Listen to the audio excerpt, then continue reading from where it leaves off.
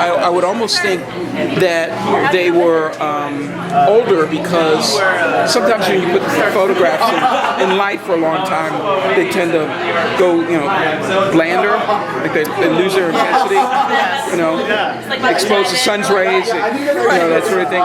So is there a reason that they're organized the way they are, or is it chronological? Or? They're ordered actually just the way that they can relate to each other and bounce off each other and look best. And in terms of the inspiration for them, it just came from an inner impulse. So I just kind of had an inner inkling to what I wanted to create and what I wanted to see, and then it just happened.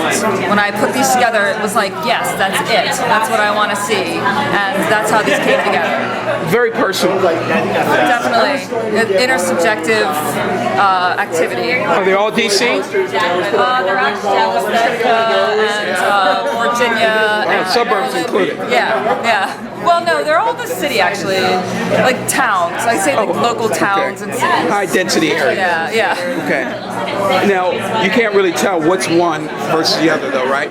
Is it ordered in any way or titled? Yeah, the titles are the locations. So I have named after the streets. So I have Old Georgetown Road, number 2, number 4, what have you. Yeah. Is there anything that says anything about you in this?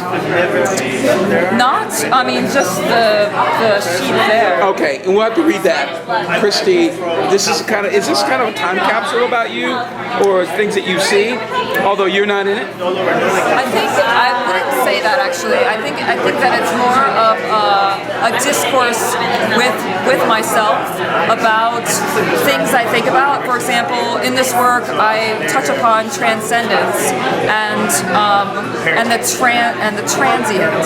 So you have these people moving in these backgrounds, and they're walking, and if you notice, it's the commute. So you have the walk, the car. So it's a daily commute. They're also taken during transition times of light during the day. So you have dusk and dawn. So those are the 2 time periods that I took the photos.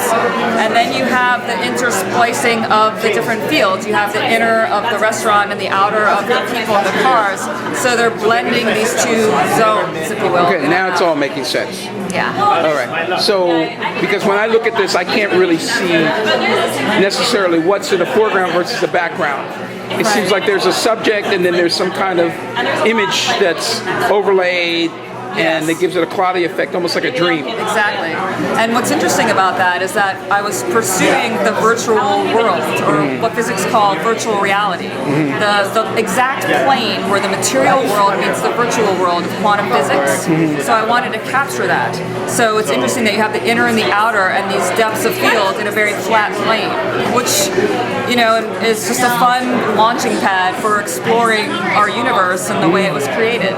So are you a scientist or an artist? I love reading about science. Okay. Yeah. So who's your favorite scientist to read about? I have a crush on Einstein. I've read his biography. I think he's an amazing guy. And he lived a normal life. He followed his passions, and he became good at what he did in his mid-20s, I think. So before that, he was a regular guy with a job at a patent office, but he had his pursuits and he explored them, and he did an amazing job. It all came together, and he had a great mind. Like, he thought the right way, and that's where all the brilliance came to him. So would you say you were influenced by him in maybe a abstract way? I think that he explored abstract ideas with a physical thought. So he imagined himself on a light beam.